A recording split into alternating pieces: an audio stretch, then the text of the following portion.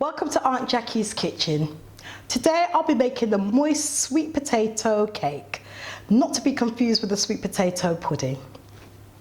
Sweet potato, I know there are ones where they have different colour skins on, from orange to really deep purple.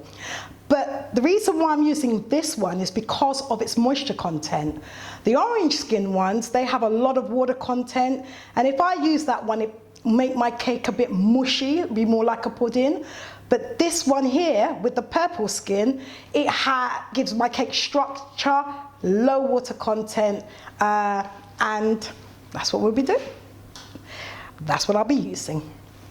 In this bowl I have eggs, self-raising flour, butter or margarine, sugar.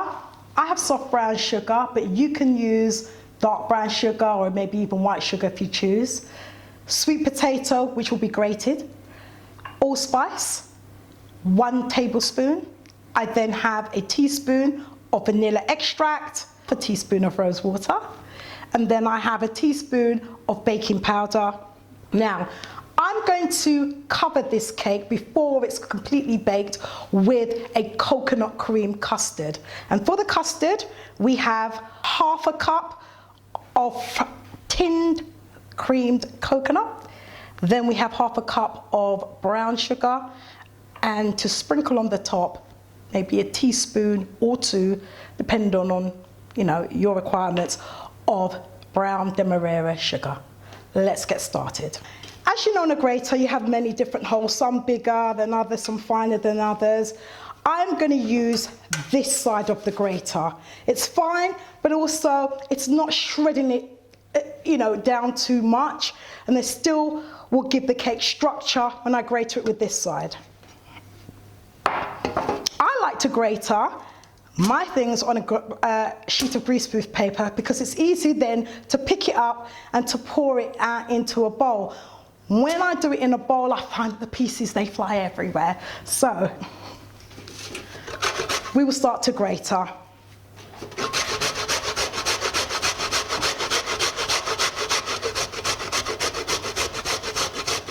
Right, I will finish gratering this and I will come back to you. Now I'll pour my sweet potato, my shredded sweet potato with the remaining. Now I'm heating up my oven 20 minutes before I put my cake on more, on 160 degrees Fahrenheit, and it's on a fan setting. We will cream together our butter and our sugar. I will whisk my mixture together until it's soft and pale. I'm happy at the texture of this butter and sugar mixture. My egg, I will add half a teaspoon of rose water and 1.5 teaspoons of almond vanilla essence. Before adding into my my sugar and butter, I'm slightly going to whisk just to break the eggs up a little bit. I can smell this lovely. You don't have to use rose water if you don't want to, but I find that rose water brings out the sweet potato, just like you're making sweet potato pudding, and gives us this sweet sort of scent and smell. It's lovely. It's not used enough, I believe, but I know there are some people that either like it or hate it. So I'm going to add a little bit at a time while I whisk.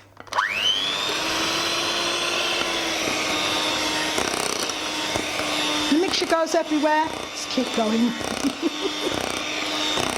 These are the hazards in the kitchen.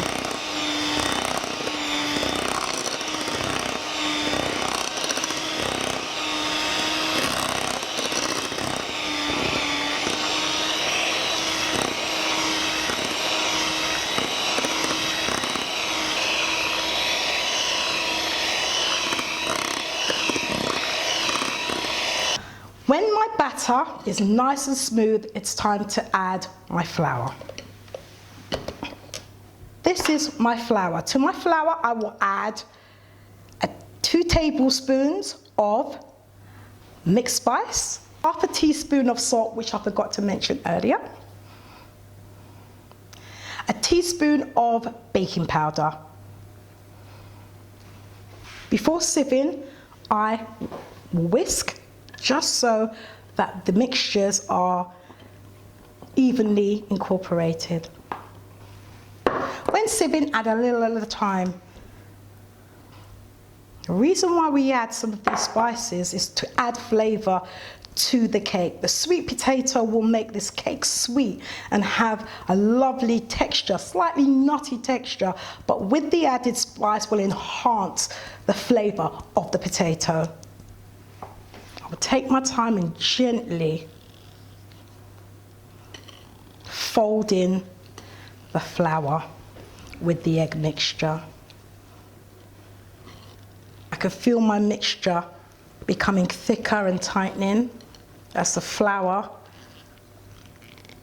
is merging with the egg mixture.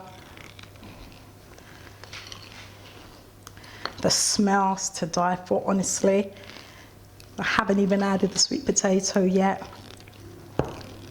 I like to turn my bowl when I'm folding, and then I use my spatula to go in the middle of the mixture, because what you'll find will happen is that you'll be folding in and you'll be going around the sides and find that there's still some dry flour in the mixture just before adding to your tin. So to prevent that, fold around and in the center. It's like you're cutting in. I can see that this is nearly ready. How do I know this? Because the mixture's not so shiny, it doesn't seem so egg-like, you know, like scrambled egg. It's becoming smooth.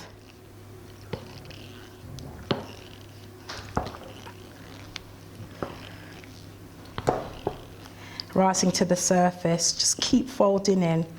Do it gently. You don't want to over whisk this, otherwise your cake won't come up light and fluffy. Time, patience.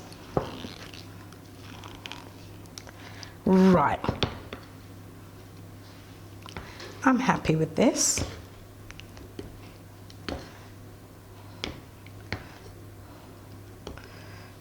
I cleaned down my spatula, go around the edges.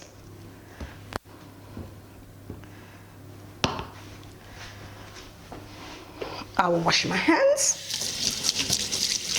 before adding in my grated sweet potato. Here's my grated sweet potato. I'm going to add this to my mixture a bit at a time, just so I can make sure that I'm folding it in and it's evenly incorporated. Ooh, whoa, hey, accidents happen. Look at that. That wasn't the intention. Not to worry, I can work with this. So I'm going to gently fold this in.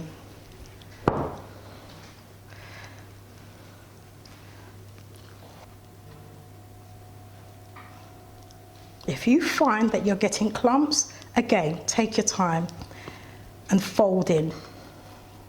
Now the last of my sweet potato. I know what you're all saying, that's a lot of sweet potato, but it is. The good thing with using this particular variety of sweet potato, it's that, you know, the water content is very low, so your cake's not gonna go soggy.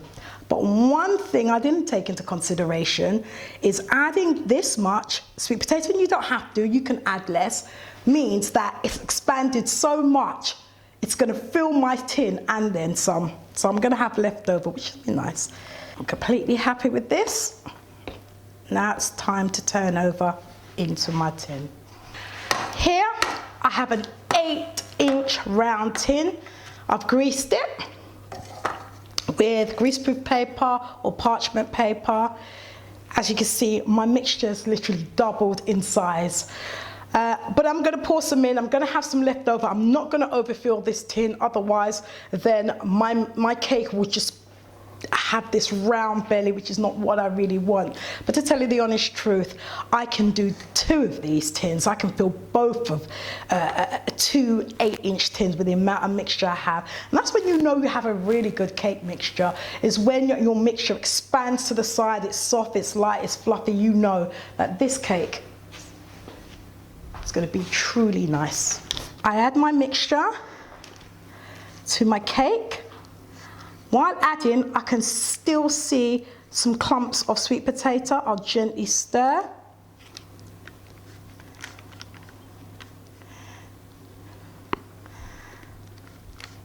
And I'm filling about half a tin full. I don't want any more.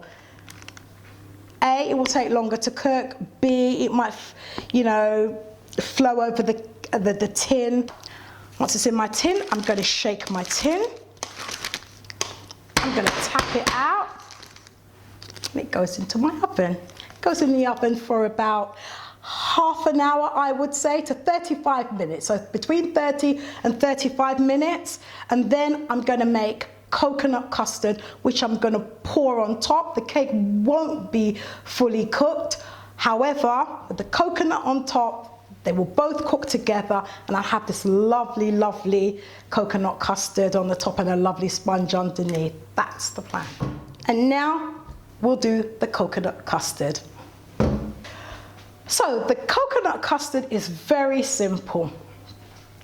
It's 2 simple ingredients, unless you want to add a bit of spice or whatever else you want to add to it. But for me, I'm going to have just coconut cream and some sugar.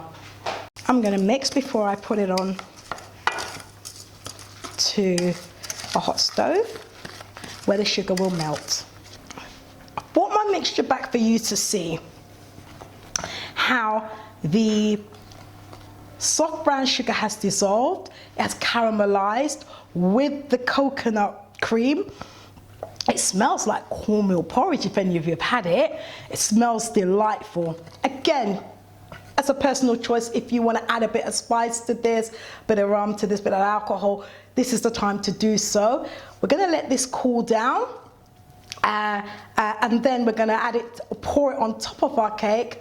We take it out halfway when it's done. This is time for a break. My cake is in the oven. The custard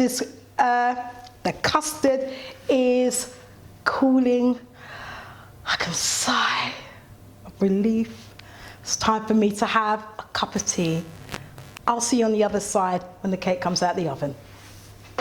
I've taken my cake now out of the oven, and as you can see, my cake has sunken slightly. The reason for this, I've taken it out of the oven too early. I gave it 20 minutes. It should have really been 45 minutes looking on it now. I underestimated it. However, it's not fully cooked, and I am now going to go ahead and put on the coconut custard. The mixture's had time to cool down, so it has thickened slightly. I'm going to prick holes in my cake to allow this coconut custard to penetrate. It won't go deep into the cake. It will just sit a couple of millimeters slightly on or under the surface. I take my time and gently pour over. I'm going to make sure I get the edge, but as you can appreciate, or as you can see, the cake has sunken, so a lot of the mixture is going into the middle. So, in order to solve this, I'm going to get myself a silicone pastry brush and just distribute the mixture all around the edges. Push it around the edges so that I don't get a large concentration in the middle of the cake, which will make my cake a little bit too mushy. I'm going to add a little bit more. Don't be afraid to get it underneath the greaseproof paper to soak down. It's even better then. It will take a while to dissipate. Have patience, it smells lovely. Because of the heat, you can see that this coconut and sugar mixture, or the custard, is dissolving into the cake, or penetrating, shall I say, into the cake. I want a crunch on this cake, so I'm going to add sprinkles of demerara sugar. This is optional, you don't have to do this. In fact, you can add desiccated coconut flakes, maybe almond, grated or chopped almonds on top. But because I like a crunch when eating the cake, I'm going to add this demerara sugar. So when it cooks, I've got a lovely crunch on the top. I'm sprinkling generously, but I don't want to overdo it, or otherwise it will end up in a cavity, and it's the dentist you have to go and see.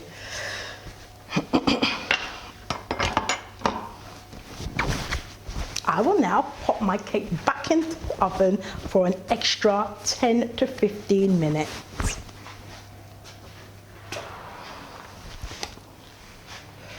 In a bowl, I'm going to add 150 ml of double cream.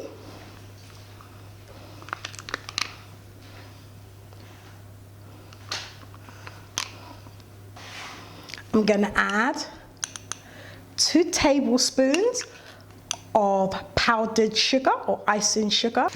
I'm going to add about a teaspoon of vanilla essence.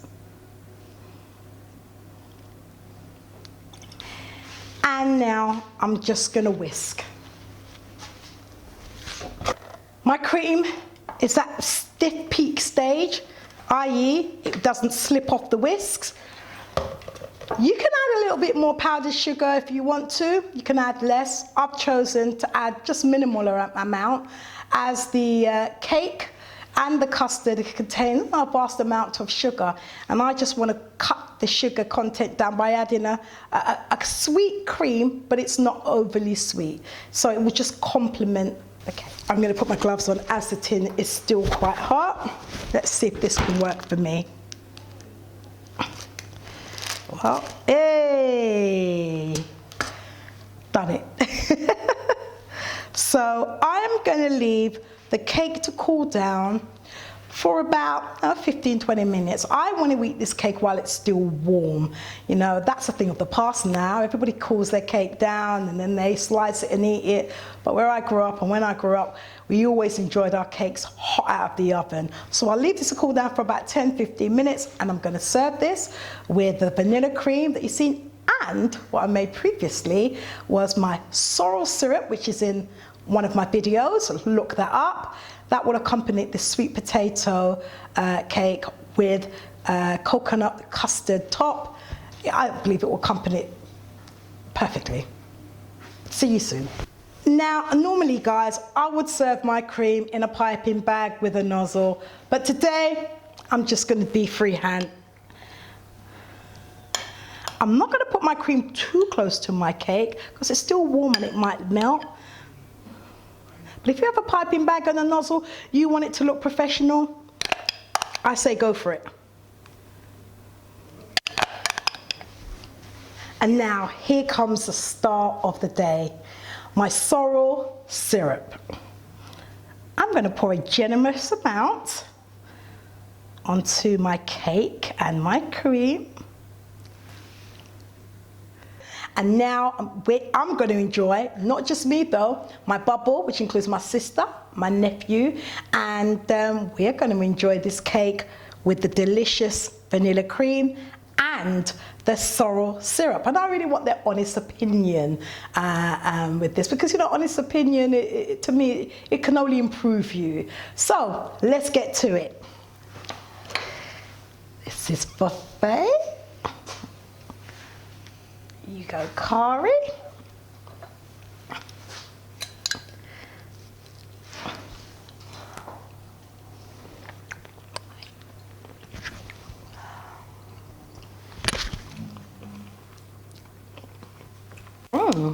That is wonderful. That's absolutely delicious. Honest opinion? Honest opinion? Honest. This is absolutely delicious. What do you like about it? The cake goes with the cream and the syrup. They match each other very well. And what about the sweet potato? Do you think that is a bit obscure, or do you think it actually complements? You know, you can make a cake with it as opposed to a pudding. It works Yeah, well. It works very well. It works very well. Not too sweet and just No. perfect. It's absolutely perfect. You can actually taste the actual potato in it, which actually brings off the sorrel, the syrup here, and the vanilla cream. And if people could just look up sweet potatoes, they will realise that it has a whole host of nutrients. Absolutely. And so even though we're a bit naughty with the sugar, Yeah. actually with the sweet potato, and we didn't boil or cook out a lot of the nutrients, we baked it, the sweetness has got into the cake, we still kept the texture of the cake, and I agree with you. So I take it that you both like the cake. It's a thumbs up. Yeah, wonderful. So would you Lovely. say it's just too nice for? One slice. Good night.